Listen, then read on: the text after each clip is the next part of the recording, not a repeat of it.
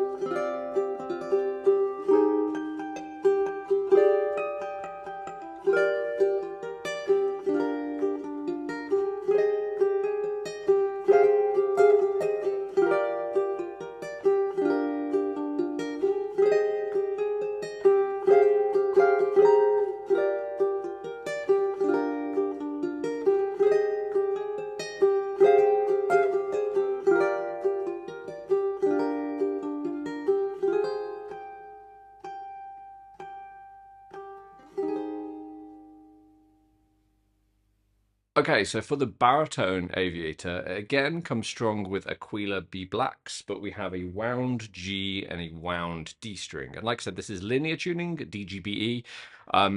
That's the most normal way of finding a baritone tuning whenever you're sold one. I've never met a baritone that is tuned re-entrant that you just purchase. But as I said, a high D baritone, re-entrant baritone is legit one of my most favorite sounds. I think it's probably the most underrepresented of the four tunings, but yes, I absolutely adore it. So what I've replaced this with are Uke Logic hard tension strings. I prefer the hard tension on baritone. And for the G string, I've used the Uke Logic smooth wound gold string. Now, like I said, the fun thing is that pitch-wise, this is almost identical to a low G ukulele. Your lowest string is a G, and we still have that. That's exactly the same octave as a low G ukulele. It's just positioned as your third string, just like we would in normal re-entrant. And so you've already heard a little bit of it, but let's listen to the sound samples for the Aviator baritone in re-entrant tuning.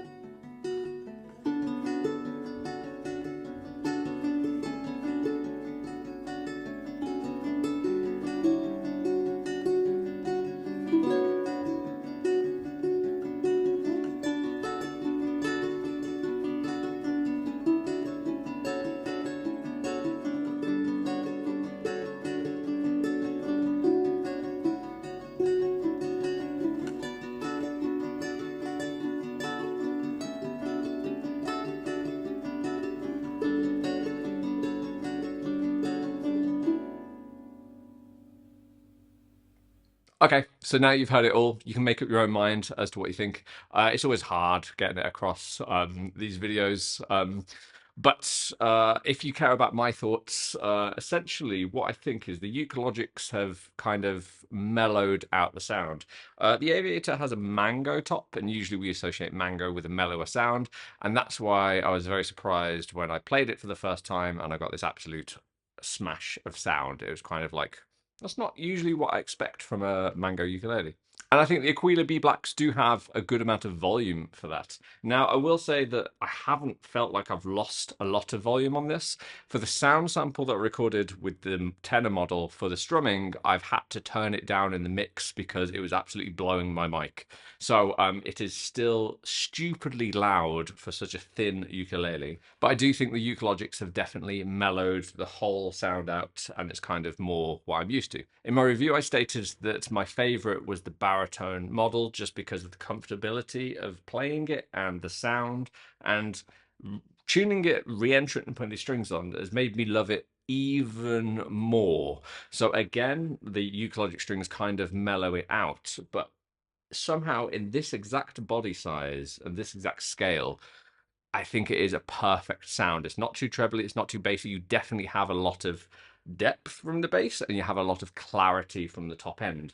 Um, it is still the ukulele that I'm picking up every single day and playing the most out of all my ukuleles, which is a real surprise to me. So I do think the bigger body absolutely balances everything out. You get a lot more bass with that. And so if you are a high G player, but you're looking for something a bit more deep, but the thought of baritone scares you, then honestly, just try a high D baritone. It feels exactly the same as playing high G. It feels no different. It's just the chords are named differently. That's it. So you can still play it. You just might not know the name of everything that you're doing. And so there we go. That is the Flight Aviator tenor and baritone, both in re-entrant tuning. And again, different strings are going to make them sound different. So if you put some nylons on, maybe you'll get some more depth placed back in the Aviator. But I love the crisp top end too much for that. Okay, so I really adore the sounds that I'm getting out of it. And with the baritone, honestly, it's just perfection. I adore the baritone sound and feeling of it so much that yes, I'm never returning to a linear baritone for this one. This is going to remain my high D baritone, and hopefully you'll be seeing way, way more of it. Anyway, I hope that was insightful. If you enjoyed the video, please consider dropping a like. And if you're not subscribed already, please do. I talk lots of ukulele, do ukulele covers, and I have a lot more original music coming very soon. So please subscribe to see more of my face. Big love to you. Have a wonderful day.